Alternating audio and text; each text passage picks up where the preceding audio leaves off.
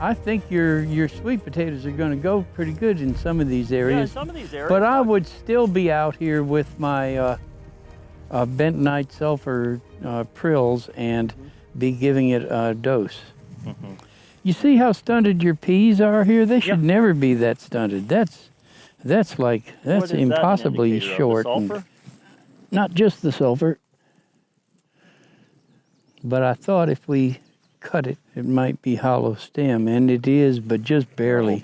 Was that boron? Boron deficiency would give you hollow stem.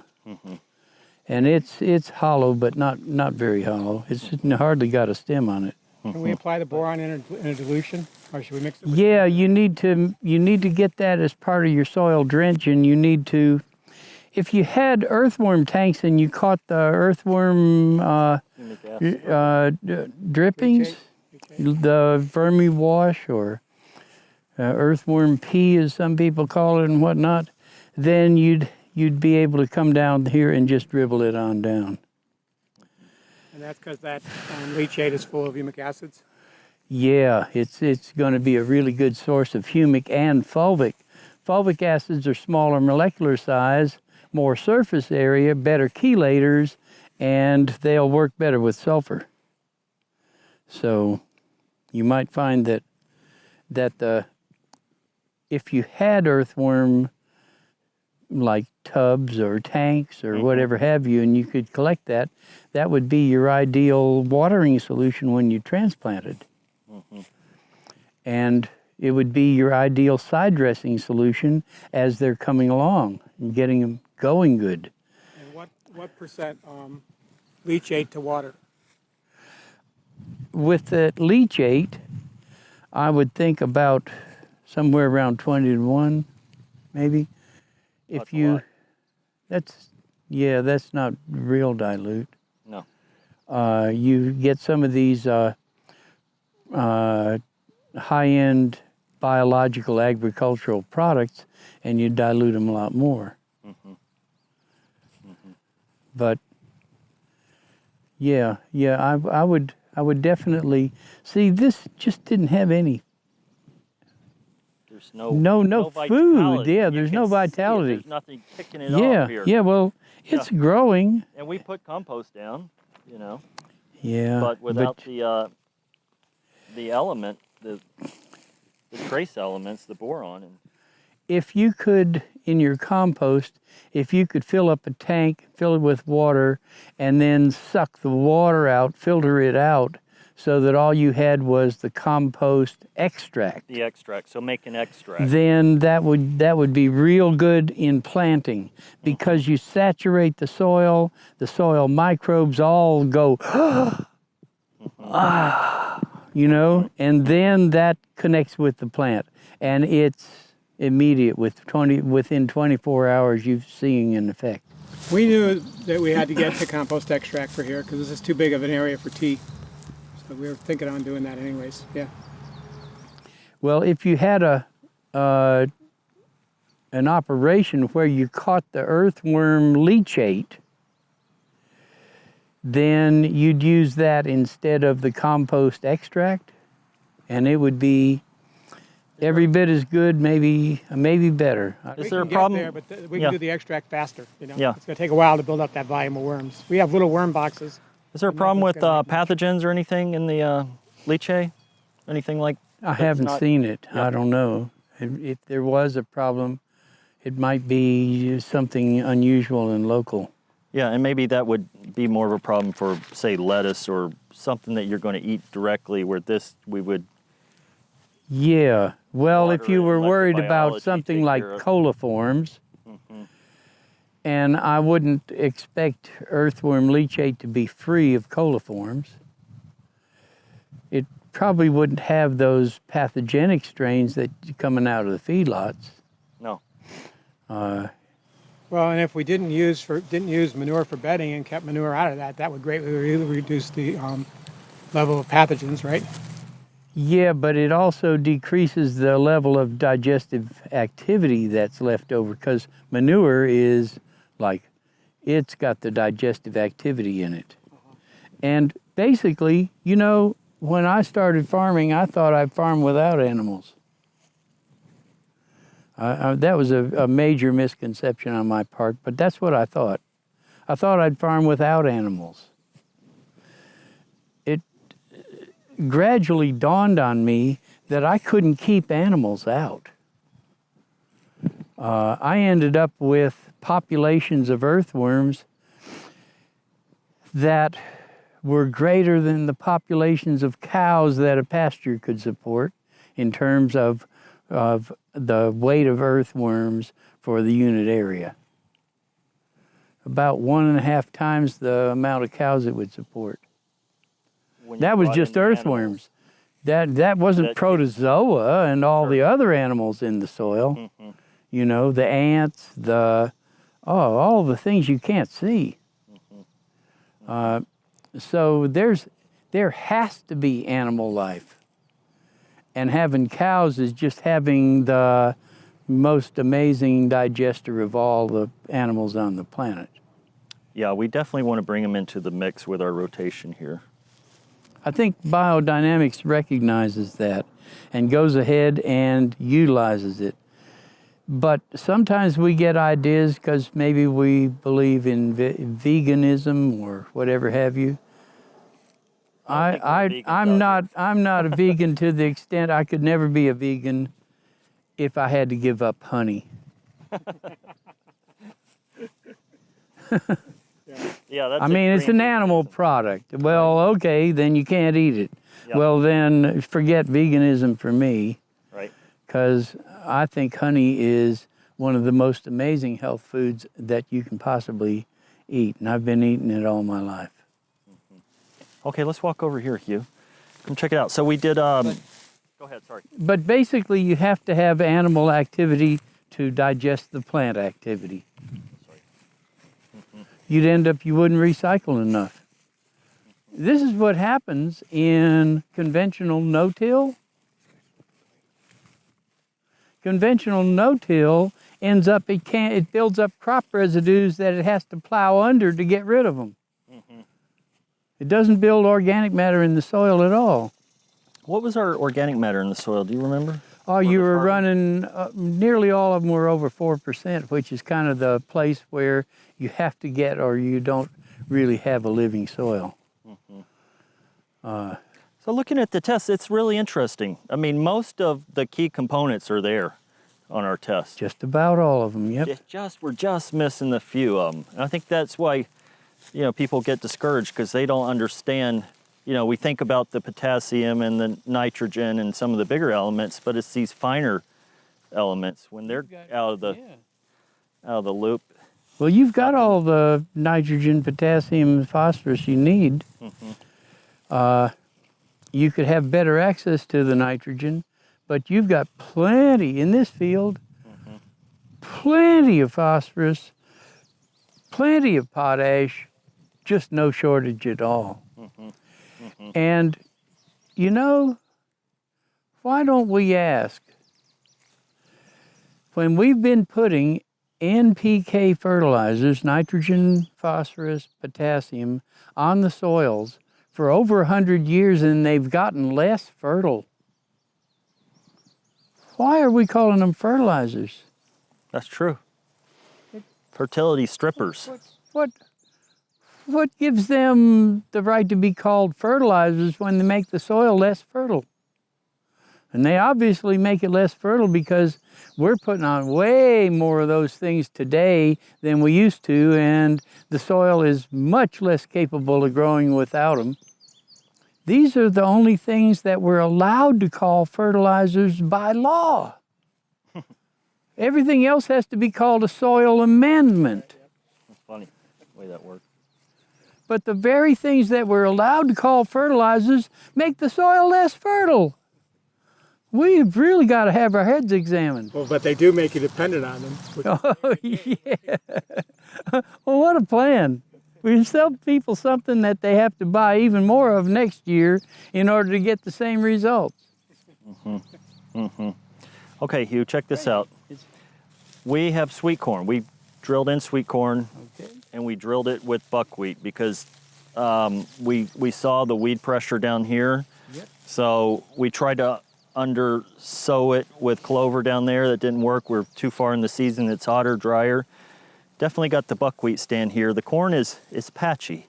Yep. Once again, there's some there, but boy, the buckwheat loves it. It seems like. Yeah, the buckwheat's doing fine. Yeah. I guess if you can't grow buckwheat though, you're in trouble. Yeah, it'll come up in dry soil, and it blooms. This must be its 3rd week from planting. Mm-hmm. It's starting to bloom.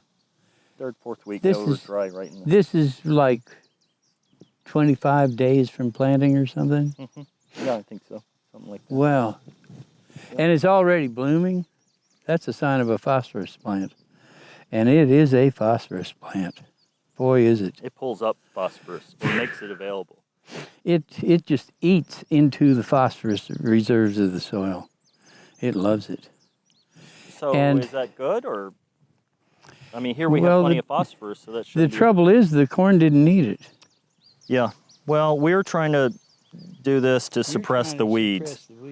Yeah, and you could kind of see here in this other corn patch where the buckwheat, and there's a lot of grasses here, but especially towards that end, the buckwheat really helped suppress the weeds on that end. But that may be more, that it's not favoring the grasses. Your corn get above the buckwheat. You'd like to, yeah. But shouldn't that start to happen now that the buckwheat's starting to grow flower? Maybe not yet, but it maybe could. Corn keeps going up, Yeah. so it might get up there, but it's not doing a good job of it. No. Well, it was a lot slower to come up than the buckwheat, of course. Yeah, buckwheat is up in 3 days, maybe, or 5 at the most. So what we should have done was sown the buckwheat 3 to 4 days after we sowed the corn. Maybe, but I'm not so convinced. I found the best weed suppression in my corn was soybeans. Yeah, I love that. And they came up along with the corn, and they sprawled, and the corn kept going up. And that made a really good cover. But the thing about it is you've got to unlock your soil, because you do have, even if you look at your phosphorus and it's showing 8 parts per million soluble, but 210 or somewhere around there is in your total. Well, you'd like to get at least some of that total, even though it's not enough. Your target on your total was over 600, and you've only got 200 something. But you could still get into some of that total, and it'd be a good thing. And legumes get into it, and buckwheat doesn't. Sure. Buckwheat unlocks the phosphorus. It unlocks the zinc. It's a great one for unlocking the zinc along with the phosphorus. And I don't see any zinc deficiency in your buckwheat. What would a zinc deficiency look like? In corn, it's one of the things that's responsible for those streaks in the leaves. So where you see the streaks in these corn leaves here, that's partly zinc, and zinc works on the margins. So if you see the margin of the leaf is compromised, Yeah. All those. then it's probably zinc. You'll see it in a lot of different crops. You'll see it in your squashes. We had squashes right over here. Yeah, they were super late to go in, and Yeah, so they're not showing what's in the field yet. But what'll happen if it's zinc deficiency is this tip of the leaf won't develop fully. And maybe you'll have other problems with the leaf's edge developing, and it'll develop better in the middle of the leaf panel, and it'll pucker. And if that happens, you've got serious zinc deficiency, which I'm not seeing it in these yet, because they're not really reflecting the field. See this leaf here? That would be a good example, and this one here to some extent, a good example of zinc deficiency. See that one? And the one that followed it, it's a little puckered and it's... A little puckered on the edges. Yeah, and so this is the best example that I see of it out here. It's really, really useful to develop an eye for what these deficiencies look like, because then you don't have to spend a week sending a sample to a lab to find out that you're deficient before you correct it. Yeah, I think that's the future. Because if you have to spend that week, you've already lost. You've lost that week. And most of these plants here are annuals and they're sprinters. Mm-hmm. There's nothing more like a sprinter than corn. Is that in your book, the information about how to what the visual cues for nutrient deficiency? It's not an easy thing to put in a book. I'd need a bunch of pictures, which I don't have. What's the best source for getting started down that path, would you say? Don't you quote a book in here that has some of the visual? I might. See, this book, Quantum Agriculture, Biodynamics and Beyond, is available on our website. Just go to quantumagriculture.com and you can order the book, and there's plenty of articles. Some of the articles of things that are not in the book would be on the website. So it's a good introduction to this. It's full of recipes for doing things. So I would have a recipe in here for something like the horsetail decoction for drench. I think I have that recipe. I've got a recipe in here, I think, for, this is a whole chapter on homemade fertilizers. So there's a whole chapter on it, and I've got recipes for the most part, although I don't see them in here. Making vermi-wash or vermicompost, humic and fulvic acids, potassium silicate watering solution. There's a lot to be said for making your own fertilizers. Well, it's independence.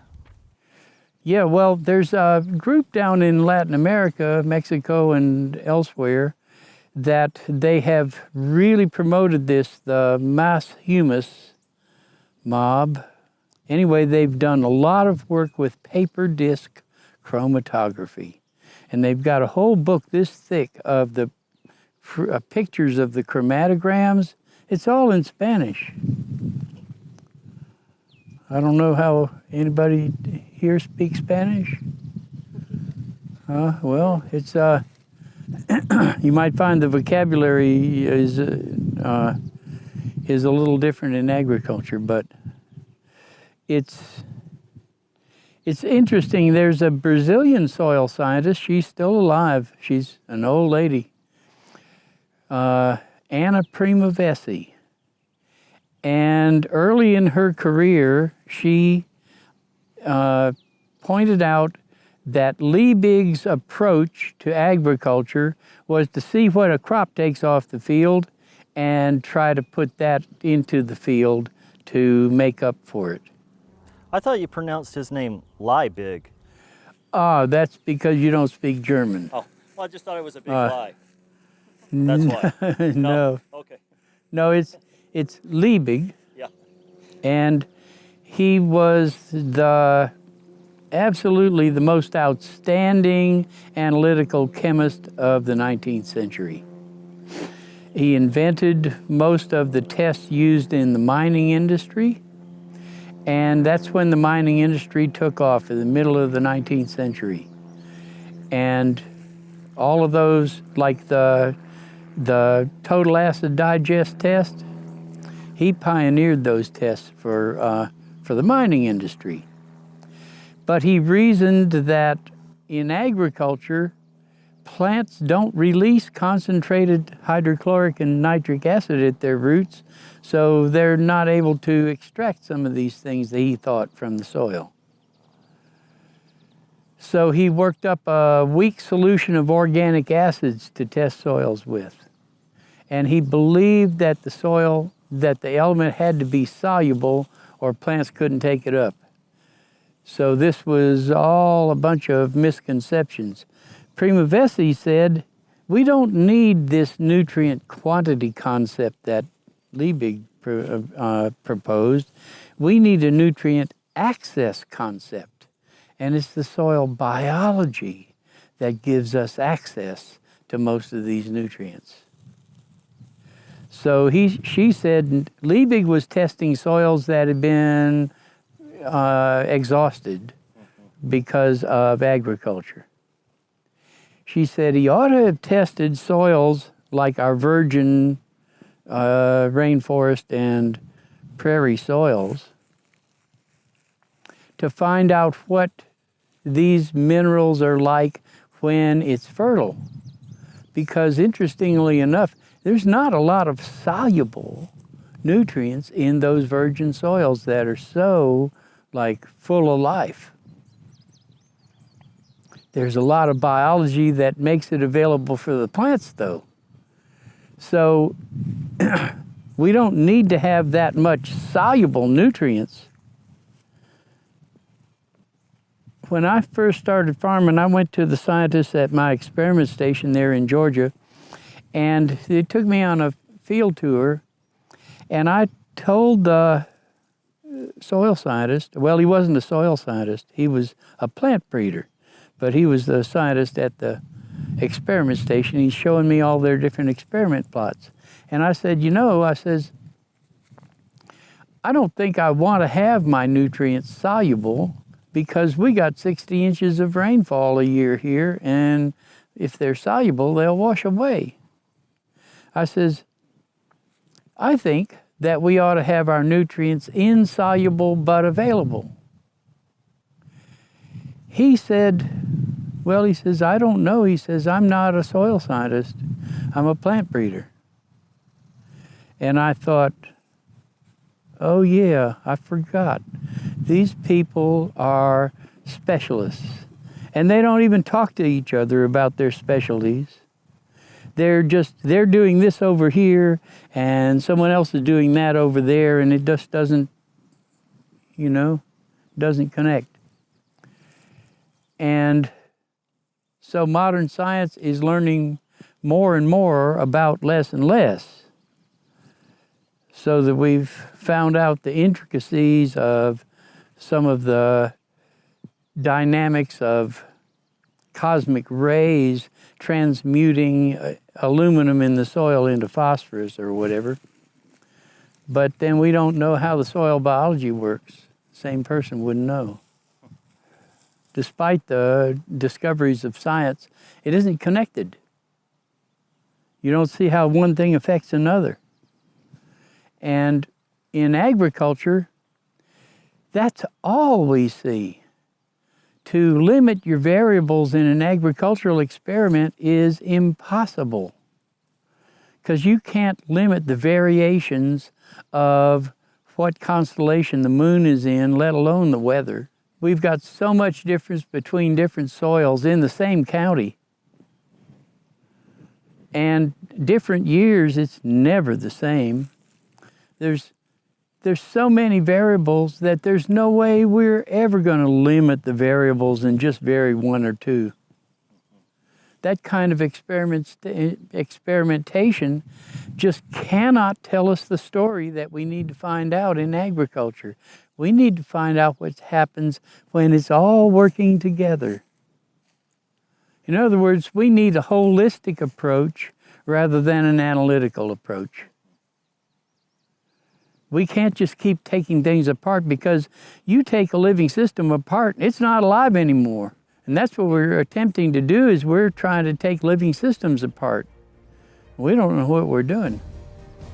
Let's keep walking. Oh, yeah, no kidding. We need to keep moving.